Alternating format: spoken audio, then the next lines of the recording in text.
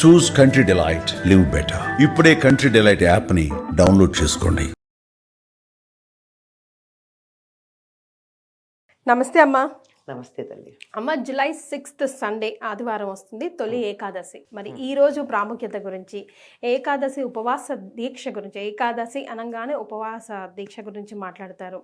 అసలు ఉపవాసం ఎందుకు ఉండాలి, ఉండకూడదని కొందరు వాదన. అసలు ఏం చేయాలంటారు ఆ రోజు, చెప్పరా? మీరు ఎన్ని ప్రశ్నలు అడిగారమ్మా? ఎన్నో అడిగారు. మరే మనం ఇవన్నీ అప్పుడప్పుడు చెప్పుకున్నవన్నీ కూడా కలిపి ఒక్కసారి సమాహారంగా చెప్పుకుంది, ఇవన్నీ చెప్పుకున్నాం. అవును.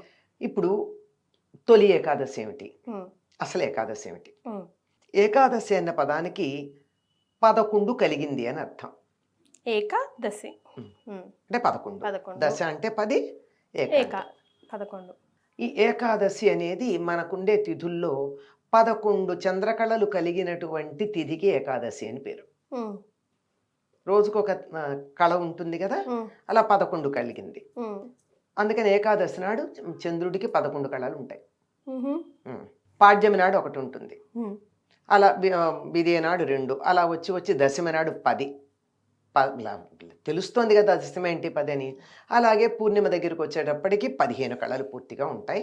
కానీ ఈ 15 కళల్లో కూడా ఈ 15 కళలకి కలిపి నిత్యం అమావాస్య నాడు కూడా ఉండే నిత్యా కళతో కలిపి 16 అవుతాయి. అమావాస్య నాడు నిజానికి ఒక కళ కనపడదు, కానీ శాశ్వతంగా ఉండేది ఒకటి ఉంటుంది.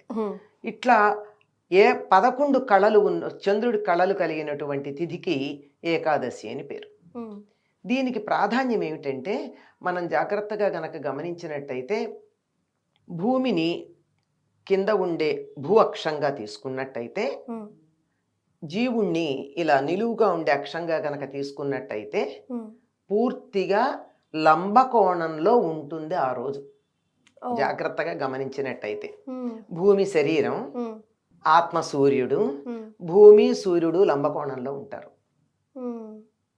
అన్నప్పుడు ఏమిటి, ఈ శరీరం నుండి ఆ జీవ ప్రజ్ఞ ఊర్ధ్వముఖంగా ప్రయాణం చేయడానికి నేరుగా వంకర తిరగకుండా సూటిగా పైకి వెళ్ళడానికి వీలు. కనుక ఆనాడు ఏది చేసినా మన ఊర్ధ్వముఖ ప్రయాణం తేలిగ్గా, హాయిగా, సుఖంగా సాగుతుంది, ఈజీగా డెస్టినేషన్కి చేరువేస్తుంది. పైగా ఏకాదశి అంటే 11 కదా, ఆ రోజు 11 ఇంద్రియాలు ఏకోన్ముఖంగా ఉంటాయి. 5 జ్ఞానేంద్రియాలు, 5 కర్మేంద్రియాలు, వీటి మీద పెత్తనం చేసే మనస్సు, ఈ 11 ఒకే మార్గంలో ప్రయాణం చేస్తాయి ఉంటాయి. అంటే సాధారణంగా ఇప్పుడు నేను మాట్లాడుతున్నాను అనుకో, మాట్లాడుతూ ఉన్నప్పుడు పక్కన ఏదన్నా వినపడితే నా చెవి అక్కడికి ఎడుతుంది, నోరు మాట్లాడుతోంది, ఎదురుగా నువ్వు వేసుకున్నటువంటి వస్త్రం ఏ రంగులో ఉంది అని కన్ను చూస్తోంది కదా. అన్ని సందర్భాల్లోనూ మనం గమనించాం. అప్పుడప్పుడు ఇలా 5 ఇంద్రియాలు వాటి ఇష్టం వచ్చినట్టు ప్రయత్నం చేస్తూ ఉంటాయి. కనుక ఒక దాని మీద మనకి కేంద్రీకరణ ఉండదు. కానీ ఏకాదశి నాడు ఏ పని చేసినా 11 ఇంద్రియాలు ఏకోన్ముఖంగా ఉంటాయి. అందువల్ల ఆనాడు జాగ్రత్తగా కాస్త దైవధ్యానం లాంటివి చెయ్యండి. మిగిలిన రోజుల్లో చేసిన దానికన్నా ఎక్కువ ఫలితం ఉంటుంది, వేగవంతంగా ఉంటుంది, ముందుకెళ్ళడానికి వీలవుతుంది అని పెద్దలు మనకి చెప్పారు. అందువల్ల ఏకాదశికి అటువంటి ప్రాధాన్యం ఉంది. ఏకాదశికి హరివాసరం అనే పేరు కూడా ఉంది. అంటే హరివాసరం అంటే దానికి ఉన్న పర్యాయ పదం. హరివాసరం అంటే అర్థం ఏమిటి? హరి అంటే విష్ణువు, వాసరం అంటే రోజు, విష్ణువుకి ప్రీతికరమైన రోజు. నిజానికి శివుడికి కూడా ప్రీతికరమైన రోజే. మన కార్తీక మాసంలో ఏకాదశులు శివుడికి అభిషేకాలు చేస్తాం, పైగా ఏకాదశ రుద్రాభిషేకాలు చేస్తాం ఏకాదశ వారం. ఆ విధంగా 11 సంఖ్యకు అంతటి ప్రాధాన్యం ఉన్నది గనక ఏకాదశి ప్రధానమైంది. ఇటువంటి ఏకాదశులు సాధారణంగా ప్రతి సంవత్సరంలో 24 ఉంటాయి, అధిక మాసం వస్తే 26 ఉంటాయి. ఈ 24 ఏకాదశుల్లోనూ 8ంటికి ప్రాధాన్యం ఉంది.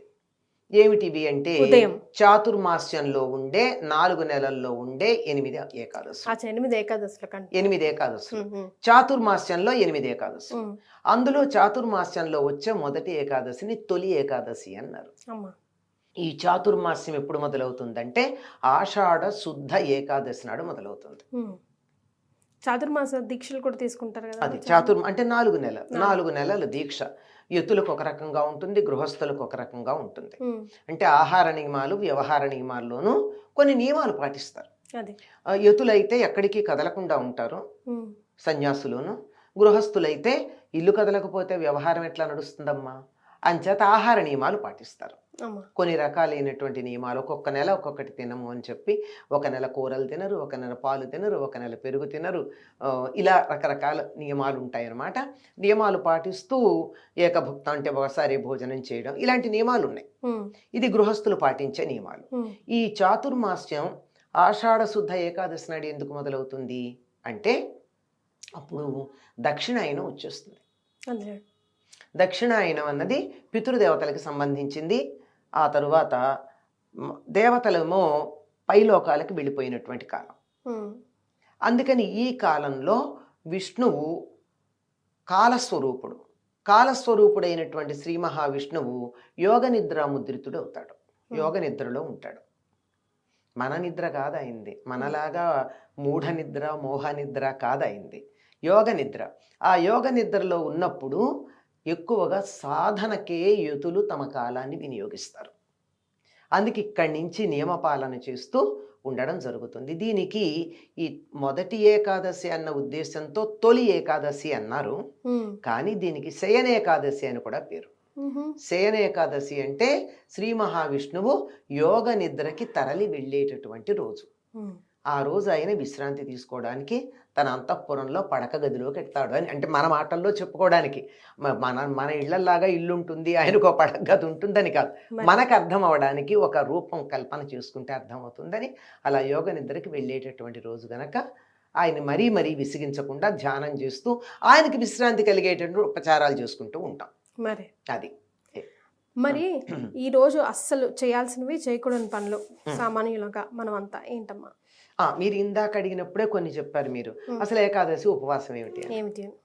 15 రోజులకు ఒక్కసారి గనక పూర్తిగా ఆహారం తీసుకోకుండా గనక ఉన్నట్టయితే ఆరోగ్యం బాగుంటుంది అని చెప్పి జపాను శాస్త్రవేత్తకి పరిశోధన చేసి చెప్పినందుకు నోబెల్ బహుమానం కూడా వచ్చింది కదా. ఓషినోరి సుజుకినో ఉంది ఆయన పేరు, వచ్చింది కదా. అంటే 15 రోజులకు ఒకసారి ఈ శరీరాన్ని ఓవర్హాలింగ్ చేస్తాం, క్లీనప్ చేస్తాం. అప్పుడు అది మళ్ళీ చక్కగా ఉత్తేజితమై చాలా చురుకుగా పనిచేయడానికి వీలవుతుంది.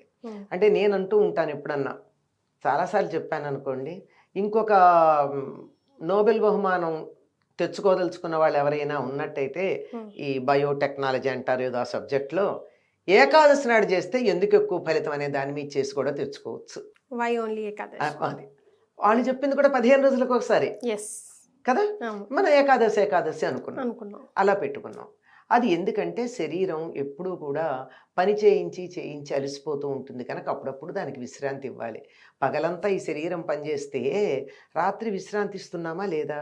అట్లాగే ఈ జీర్ణ వ్యవస్థ అంతా పనిచేయగా దానికి కూడా ఒకసారి విశ్రాంతి ఇస్తే మర్నాడు కొంచెం వేగంగా హాయిగా పనిచేస్తుంది.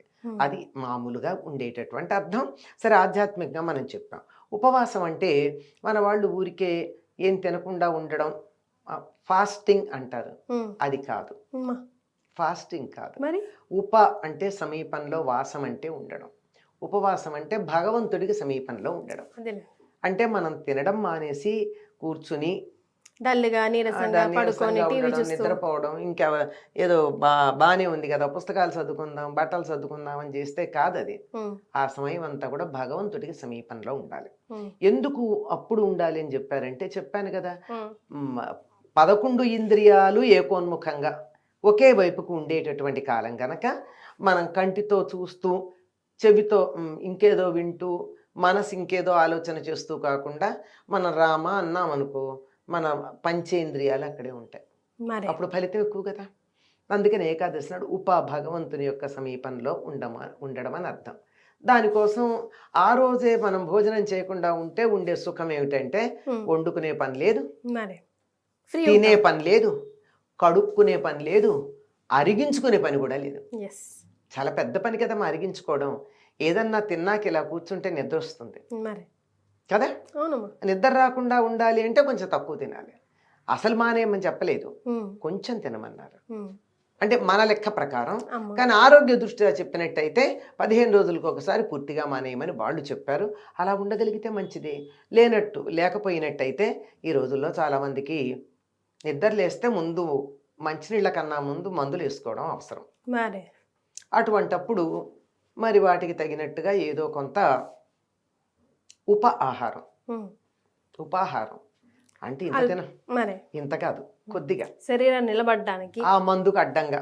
మరి పూర్వం అనేవాళ్ళు మంచినీళ్ళకి అడ్డంగా ఏదైనా నోట్లో వేసుకునేవారు. అట్లా ఈ మందుకు అడ్డంగా అంతవరకే వేసుకుని పాలు, తేలికగా అరిగేటటువంటి పళ్ళు తీసుకోవచ్చు. తొలి ఏకాదశి నాడు మాత్రం ప్రత్యేకంగా ఆ రోజు నైవేద్యం పెట్టవలసినది, తినవలసినది కూడా చెప్పింది ఏమిటంటే పేలపిండి. పేలపిండమ్మా. మొక్కజొన్నల్ని చక్కగా వేయించి పేలాలుగా వాటిని పూర్వం దంచేవాళ్ళు, ఇప్పుడు మరో రకంగా కూడా మెత్తగా చేసుకోవచ్చు. పౌడర్ దాంట్లో బెల్లం వేసి ఆ బెల్లంతో కలిపి దాన్ని మాత్రమే తిని ఉండేవారు. ఎక్కువ బలం, ఎక్కువ ఎనర్జీ ఇస్తుందేమో. అంతే.